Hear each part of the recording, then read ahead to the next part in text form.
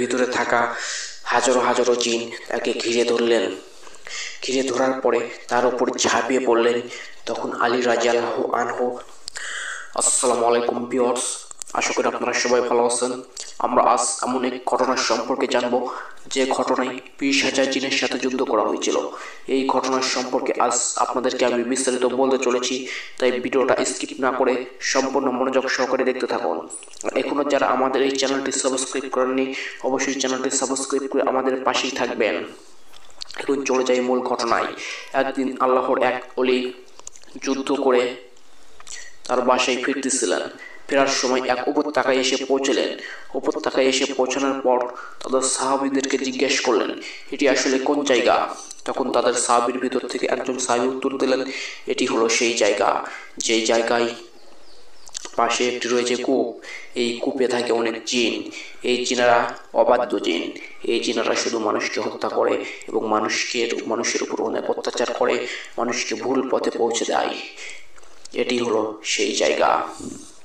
আর এই জায়গার নামটি হলো ওয়াদি আজ্জাব। আর এই কূপের পাশে যে জিনগুলো রয়েছে এবং কূপের ভিতরে যে জিনগুলো রয়েছে, এই জিনগুলো সবাই অবাধ্য জিন। হযরত সুলাইমান আলাইহিস সালামের সময় তারা তাদের আনুগত্য স্বীকার করেনি এবং তারা তার অবাধ্য হয়ে এখানে পালিয়ে এসে বসবাস শুরু করেছে। এরাই হলো সেই জিন জাতি। এরা এখন বর্তমানে এই পাশে যখনই কোনো মানুষ আসে তখন তাদেরকে নৃশংসভাবে হত্যা করে এই কূপের পাশে ফালিয়ে রাখে। এরা হলো সেই জিন জাতি। তখন আল্লাহর ওলি বলল, তাহলে এদের কোনো ব্যবস্থা করতে হবে, কারণ এরা নৃশংসভাবে মানুষকে হত্যা করতে পারে না। এইদিকে পথ চলতে চলতে মরুভূমির ভিতরে তাদেরকে অনেক পানি পিপাসা লেগেছিল। তাই তারা ভাবতে লাগলো, তাহলে ওই কূপ থেকে পানি উঠিয়ে পানি পান করা যাক। তাই তার এক দলকে পাঠিয়ে দিলেন কূপের কাছে, বললেন কূপ থেকে কিছু পানি নিয়ে আসো। তখন আল্লাহর ওলি এই নির্দেশে তার কিছু সৈন্য সেখানে চলে গেল এবং কূপ থেকে পানি তুলতে গেল। যেই কূপ থেকে পানি তুলতে গেল, কূপের কাছাকাছি গেল, অমনি কূপ থেকে একটি জিন বেরিয়ে আসলো। জিনটি অনেক শক্তিশালী, দেখতে তাল গাছের মতো লম্বা। এমন শরীর নিয়ে বেরিয়ে আসার পরে সামনের দিকে আর কেউ অগ্রসর হতে পারলো না, কারণ সবাই ভয় পেয়ে গেল। কিন্তু তার ভিতর থেকে একটি সৈন্য বলল, আমাকে যেহেতু নির্দেশ দিয়েছে আমি এখান থেকে এই পানি নিয়েই যাব, এতে যদি আমার প্রাণ যায় যাক। এই বলে যেই সামনের দিকে এগোতে লাগলো, ওই শয়তান জিন তাকে উপর ঝাঁপিয়ে পড়লো এবং তাকে নৃশংসভাবে হত্যা করে কূপের পাশে ফালিয়ে রাখলো। এটি দেখে বাকি সৈন্যরা সেখান থেকে পালিয়ে গেল এবং আল্লাহর অলির কাছে গিয়ে ঘটনাটি বিস্তারিতভাবে খুলে বলল যে আমরা ওই জিনকে দেখে সামনের দিকে এগোতে পারিনি এবং আপনার এক সৈন্যকে সে হত্যা করে ফেলেছে। তখন আল্লাহর অলি বলল, এটি তো খুব খারাপ খবর, কারণ জিনের এত বড় স্পর্ধা, আমার সৈন্যকে সে হত্যা করে ফেলেছে। তখন তিনি তার সৈন্যদের ভিতরে অন্য দলকে পাঠাতে চাইল।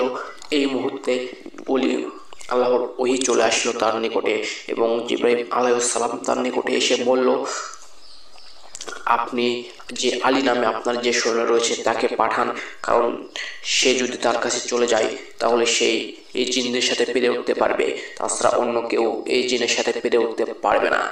তখন আল্লাহর নির্দেশে তিনি সেই আলী রাদিয়াল্লাহু আনহুকে ডাকলেন এবং আলী রাদিয়াল্লাহু আনহু তখন চলে আসলেন। আসার পরে তিনি বললেন, তুমি ওই জিনদের কাছে যাও এবং জিনদের কাছে যাওয়ার পর তুমি তাকে বলবে প্রথমে ইসলাম গ্রহণ করতে। তাতেও যদি তারা ইসলাম গ্রহণ না করে তাহলে তুমি তাকে বলবে এই জায়গা থেকে চলে যেতে এবং তারা যেন মানুষের উপর অন্যায়ভাবে অত্যাচার না করে এবং মানুষকে যেন নৃশংসভাবে হত্যা না করে। তুমি যাও, যাওয়ার পর তাদেরকে এই কথাগুলো বলো। তারপরও যদি তারা এই দুটার ভিতরে যদি কোনোটাই না শুনে তাহলে তাদের সাথে জিহাদ ঘোষণা করো এবং তাদের সাথে যুদ্ধ করো, তাদেরকে হত্যা করে ফেলো। তখন এই কথা শোনার পর আলী রাদিয়াল্লাহু আনহু তার হাতে জুলফিকার তরবারি নিয়ে সামনের দিকে এগিয়ে যেতে থাকলেন এবং এগিয়ে যেতে যেতে কূপের পাশে পৌঁছে গেলেন। তখন কূপ থেকে আবার ওই জিন বেরিয়ে আসলো। জিন বেরিয়ে আসার সাথে সাথে জিন বলতে লাগলো, আমি তোদের এক সৈন্যকে হত্যা করে ফেলেছি, এরপরও তোদের কেমনে সাহস হলো আমাদের এখানে চলে আসা, আমি তোদেরকে নৃশংসভাবে হত্যা করে ফেলবো। তখন আলী রাদিয়াল্লাহু আনহু বলল, আমাকে তোমরা হত্যা করতে পারবে না, আমি আল্লাহর ওলির নির্দেশে এখানে চলে এসেছি এবং আমি তোমাকে আল্লাহর পথে আসতে বলতেছি এবং তোমাকে ইসলাম ধর্ম গ্রহণ করতে বলতেছি। তখন জিনটি বলল, সেই ইসলামকে তো আমি প্রায় 1000 বছর আগেই ছুঁড়ে ফেলে দিয়েছি, সেই ইসলাম গ্রহণ করার তো কোনো প্রশ্নই আসে না। তখন আলী রাদিয়াল্লাহু আনহু বলল, তাহলে তোমরা এখান থেকে চলে যাও।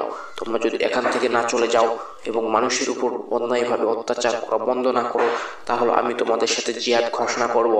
তখন ওই জিনটি মুস্কি হাসি দিয়ে বলল, হা হা, তোমরা আমাদেরকে মারতে পারবি?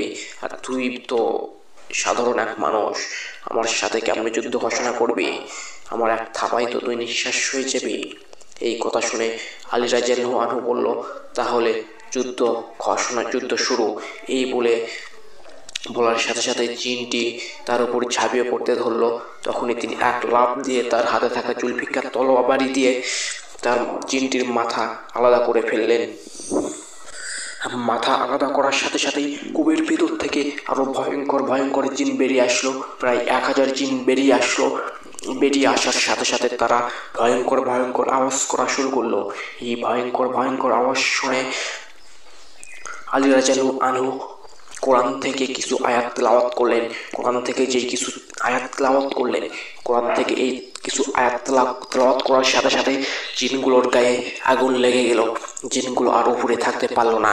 জিনগুলো যখন উপরে আর থাকতে পারলো না, তখন তারা কূপের ভিতরে চলে গেল। কূপের ভিতরে চলে যাওয়ার সাথে সাথে আলী রাদিয়াল্লাহু আনহু উপরে যে বালতি ছিল, বালতিটি কূপের ভিতরে নিক্ষেপ করলেন সেখান থেকে পানি উত্তোলন করার জন্য। বালতিটি কূপের ভিতরে নিক্ষেপ করলেন। এই মুহূর্তে জিনগুলা সেই বালতিগুলো আবার উপরে ফেঁকে দিলেন, তাকে পানি উত্তোলন করতে দিলেন না। এইভাবে আবার তিনি বালতিটি কূপের ভিতরে ফেলে দিলেন পানি উত্তোলন করার জন্য। আবার তারা এইভাবে ফিরিয়ে দিলেন উপরের দিকে। এরকম করতে করতে কিছু বার করার পরে হযরত আলী রাদিয়াল্লাহু আনহুর শরীর অনেক রাগান্বিত হয়ে গেলেন। তিনি রাগান্বিত হওয়ার পরে তিনি তার সাহাবীদেরকে বললেন এবং তার যে পাশের সৈন্যগুলো ছিল সেই সৈন্যদেরকে বললেন, তোমরা এই পাশের দড়িটি শক্ত করে ধরো, এবং অন্য পাশের দড়িটি তার কোমরের সাথে শক্ত করে বাঁধলেন। তার কোমরের সাথে শক্ত করে বাঁধার পরে তিনি নিজেই কূপের ভিতরে চলে গেলেন।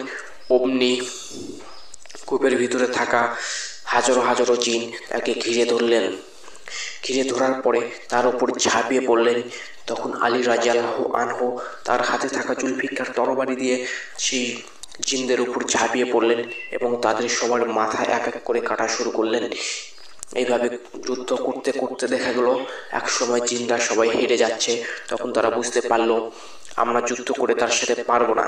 তখন তারা সবাই তার কাছে মাথা নত করলো এবং প্রাণ ভিক্ষা চাইল।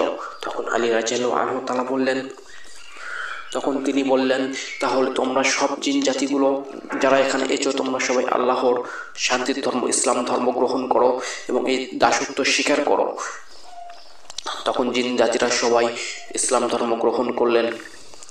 কিন্তু এর ভিতরে তিনি জিজ্ঞেস করলেন, তোমাদের ভিতরে জিনদের মধ্যে সর্দার কে? তখন জিনদের ভিতরে সর্দার সামনে এসে বললেন, আমি জিনদের সর্দার এবং আমি তাদেরকে নিয়ন্ত্রণ করে থাকি। তখন তিনি বললেন, তাহলে তুমি যেহেতু সবাইকে নিয়ন্ত্রণ করে থাকো, তাহলে এখন থেকে তাদেরকে তুমি সত্য পথ দেখাবে এবং তাদেরকে ইসলামের পথে কিভাবে চলতে হয় এগুলো শেখাবে। আজ থেকে এই দায়িত্ব তোমার উপর থাকলো। তুমি তাদেরকে সঠিকভাবে চলতে সাহায্য করবে এবং কিভাবে সঠিকভাবে তারা চলবে এই দিক নির্দেশনা তাদেরকে দিবে। এবার কোনো দিক নির্দেশনা যদি তুমি না জানতে পারো, অবশ্যই আমাদের মহানবী হযরত মুহাম্মদ সাল্লাল্লাহু আলাইহি সাল্লামের দেখানো পথ অনুযায়ী তুমি তাদেরকে শিক্ষা দিবে। এই বলে তিনি সেখান থেকে চলে আসলেন এবং চলে আসার সময় কূপ থেকে পানি উঠিয়ে নিয়ে আসার পর তাদের কাফেলাতে চলে আসলেন। আসার পর তারা সেখানে পানি পান করলেন এবং পানি পান করার পর তাদের তৃষ্ণাটি নিবারণ হয়ে গেল। তারপরে তারা সেখান থেকে তাদের বাড়ির উদ্দেশ্যে রওনা দিলেন এবং তারা সেখান থেকে তাদের বাড়িতে চলে আসলেন। পৃথিবী সৃষ্টি হওয়ার হাজার হাজার পূর্বেও জিন জাতিরা আসমানে চুপি চুপি চলে যেত এবং চুপি চুপি চলে যাওয়ার পরে ফেরেশতাদের কথা চুপি চুপি শুনে চলে আসতো আবার পৃথিবীতে। এরকম কাজ তারা প্রতিদিন করতে থাকতো। এরকম কাজ করতে করতে হঠাৎ একদিন তারা দেখতে পেল তারা যেই আসমানের কাছে যেতে ধরলো, কিন্তু আসমান থেকে অগ্নিস্ফুলিঙ্গ তাদের দিকে নিক্ষেপ করা হলো। তারা আর কোনো মতেই আসমানের দিকে যেতে পারলো না। তারা সেই দিন ফেরেশতাদের কোনো কথাই শুনতে পারলো না। তারা সেখান থেকে ফিরে চলে আসলো তাদের জিন সর্দারের কাছে। তারা জিন সর্দারের কাছে এসে তারা জিন সর্দারকে জিজ্ঞেস করলো, আমরা কেন ওই আসমানে যেতে পারলাম না, আমরা কেন আসমানের দিকে গেলাম, কিন্তু আমাদের উপর কেন এই অগ্নিস্ফুলিঙ্গ ছুড়ে মারা হলো, আমাদেরকে কেন এই বাধা দেওয়া হলো? তখন জিন সর্দার বলল, আমরা যেহেতু হাজার হাজার বছর ধরে এই আসমানে গিয়ে ফেরেশতাদের কথা চুপি চুপি শুনে আসতেছি, কিন্তু এখন যেহেতু বর্তমানে যেতে পারতেছে না, তার মানে অবশ্যই কোনো একটি কারণ রয়েছে। এই কারণের জন্যই তোমরা এই আসমানে যেতে পারতেছ না। তাই তোমরা এই কারণটি খোঁজার জন্য পৃথিবীতে ছড়িয়ে পড়ো, পৃথিবীতে আনাচে কানাচে খোঁজ লাগাও, দেখো কোথায় কোন জায়গায় কোন কারণের কারণে আমাদের এই সমস্যাটি হচ্ছে। তখন এই সমস্যাটি বের করার জন্য জিন জাতিরা চারদিকে ছড়িয়ে পড়লো। সবাই সব দিকে ছড়িয়ে পড়লো এবং সব জায়গায় খোঁজ করতে লাগলো। খোঁজ করতে করতে এক জায়গায় দেখতে পেল আমাদের রাসূল সাল্লাল্লাহু আলাইহি ওয়াসাল্লাম তিনি নামাজ পড়তেছে এবং নামাজ পড়ার সময় অনেক ধ্যানমগ্ন অবস্থায় রয়েছে। তখন জিন জাতিরা তার পাশে গেল, তার পাশে গিয়ে দেখতে পেল তিনি কোরআন থেকে অনেক সুন্দর সুন্দর আয়াত তেলাওয়াত করতেছে। এই তেলাওয়াত দেখে জিন জাতিরা সবাই মুগ্ধ হয়ে গেল। তারা মুগ্ধ হয়ে চারপাশে বসে পড়লো এবং এই কোরআন তেলাওয়াত শুনতে লাগলো। এই কোরআন তেলাওয়াত শুনতে শুনতে তারা চারপাশে অনেক ভিড় জমে ফেললো, কিন্তু আমাদের রাসূলুল্লাহ সাল্লাল্লাহু আলাইহি ওয়াসাল্লাম কখনো তখন বুঝতেই পারেনি যে তার চারপাশে জিন জাতিরা এসে তার তেলাওয়াতগুলো শুনতেছে। কারণ তিনি যখন নামাজ পড়তেন তিনি নামাজে অনেক ধ্যানমগ্ন থাকতেন, চারপাশে কি ঘটে যাচ্ছে এগুলো তার কোনো খেয়াল থাকতো না। তিনি নামাজে অনেক মনোযোগ সহকারে নামাজ পড়তেন, তাই তিনি এটি বুঝতে পারেননি। এটি না বোঝার কারণে তিনি যখন নামাজটি শেষ করলেন, নামাজটি শেষ করার পর তিনি দেখতে পারলেন তার চারপাশে অনেক জিন জাতি এসেছে এবং এই জিনগুলো তার তেলাওয়াতগুলো শুনতেছে এবং তার তেলাওয়াতগুলো শোনার পরে তারা সেখানে চুপি চুপি বসে রয়েছে। তখন রাসূলুল্লাহ সাল্লামকে তা দেখে, নামাজ শেষ করা দেখে তখন তারা তাদের জিজ্ঞাসা করলো, আপনি এই সুন্দর বাণী কোথায় থেকে শিখেছেন? আপনি এইভাবে সুন্দর করে যে বাণীটি পড়তেছিলেন, এই আয়াতগুলো আমরা শুনতেছিলাম, আমাদের শুনতে ইচ্ছা হচ্ছিল, আমরা এই আয়াতগুলো আরো শুনতে ইচ্ছা হচ্ছে, যতই শুনি ততই শুনতে ইচ্ছা হয়। এই তৃষ্ণা নিবারণ আমাদের হচ্ছে না, এর কারণটা কি? আপনি এই বাণীগুলো কোথায় থেকে পাইছেন বা আপনার উপর এই বাণীগুলো কে নাজিল করেছে? তখন আমাদের নবী করিম সাল্লাল্লাহু আলাইহি ওয়াসাল্লাম উত্তরে জবাব দিলেন, এই বাণী আল্লাহ তাআলা আমার উপর নাজিল করেছে এবং হযরত জিবরাইল আলাইহিস সালাম এর মাধ্যমে এই বাণীটি আমার উপর নাজিল করেছে। আর এটি হলো সেই কিতাব, আমাদের পবিত্র আসমানি কিতাব কোরআন।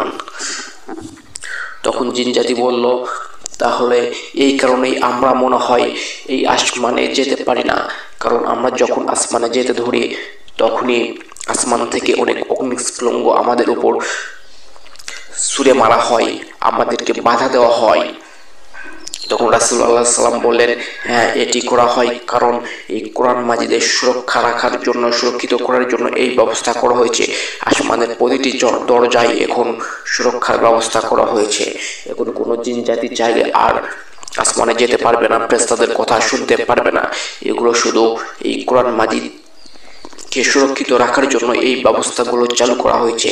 তখন জিন জাতি বললেন, আমাদের ওই কোরআন মাজিদ থেকে আরো কিছু আয়াত তেলাওয়াত করে শোনান, কারণ আমাদেরকে এই আয়াতগুলো শুনতে অনেক ইচ্ছা হচ্ছে, আমাদের তৃষ্ণা নিবারণ হচ্ছে না। তখন আমাদের প্রিয় নবী হযরত মুহাম্মদ সাল্লাল্লাহু আলাইহি ওয়াসাল্লাম এই আয়াত থেকে, আমাদের কোরআন মাজিদ থেকে আরো কিছু আয়াত তাদেরকে শোনাইলেন। শোনানোর পর তাদেরকে বললেন, এই কোরআন মাজিদ হলো মানুষ এবং জিন জাতির জন্য আল্লাহ তাআলা রহমত স্বরূপ নাজিল করেছে। এই কোরআন মাজিদ এবং কোরআন মাজিদের এই নির্দেশনা অনুযায়ী যদি তোমরা জীবন যাপন করো তাহলে তোমাদের স্থান হবে জাহান্নাম। আর তোমরা যদি এইভাবে জীবন যাপন না করো, এর অবাধ্যভাবে চলো, আমাকে বিশ্বাস না করো, আল্লাহকে বিশ্বাস না করো তাহলে তোমরা হয়ে যাবে জাহান্নামে, তোমাদের স্থান হবে জাহান্নাম।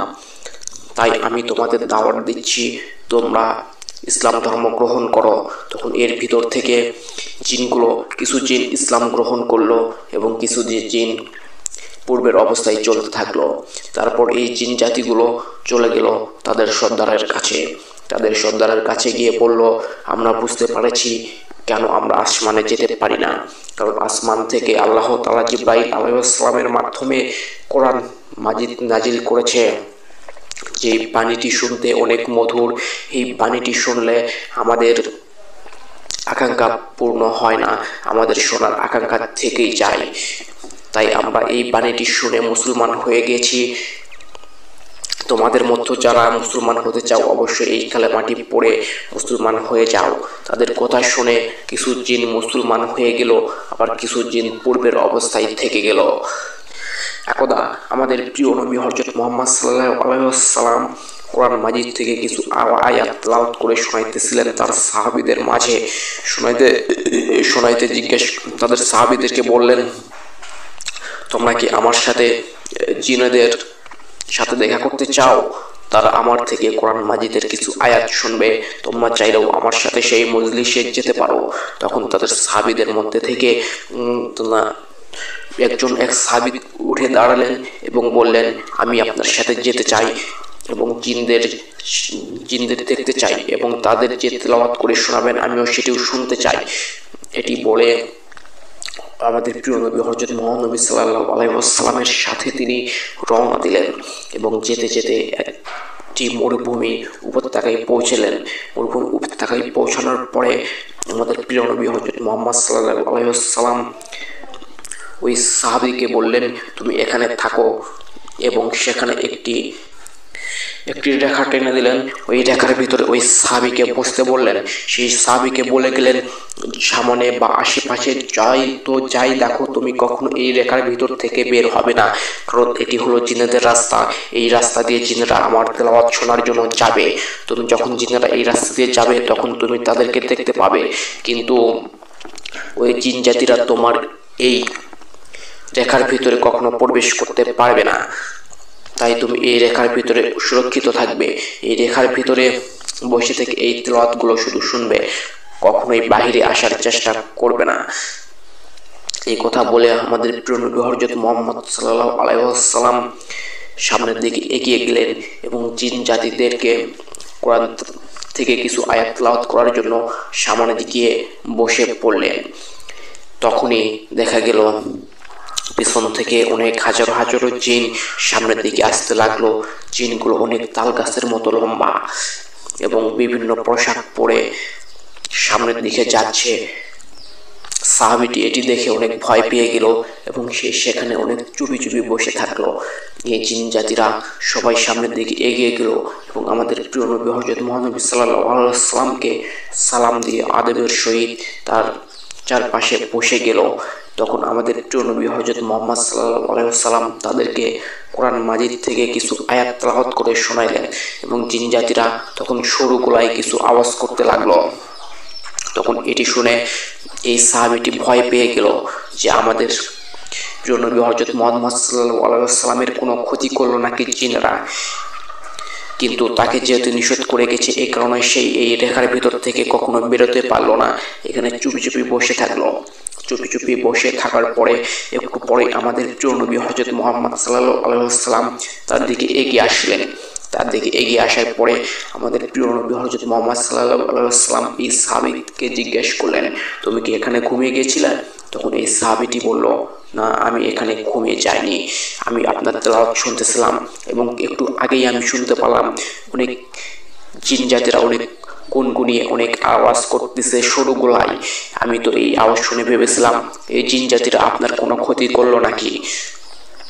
তখন আমাদের প্রিয় নবী হযরত মুহাম্মদ সাল্লাল্লাহু আলাইহি ওয়াসাল্লাম বললেন, না, তারা আমার কোনো ক্ষতি করেনি এবং ক্ষতি করার চেষ্টা করেনি, তারা শুধু আমার তেলাওয়াতটা সুন্দরভাবে শুনেছে এবং মনোযোগ দিয়ে আমার তেলাওয়াতটি শুনেছে। তখন ওই সাহাবীটি বললেন, আচ্ছা, এই জিন জাতি এরা খায় কি, এদের খাবার কি? তখন আমাদের প্রিয় নবী হযরত মুহাম্মদ সাল্লাল্লাহু আলাইহি ওয়াসাল্লাম বলেন, এদের খাবার হলো হাড়, এদের খাবার হাড় এবং গোবর এবং পানি। তাই আপনারা জানলেন আমার জিন জাতিরা কি খায়। তাই আপনারা যেখানে পুরাতন কবরস্থানে কিন্তু জিন জাতিরা থাকে।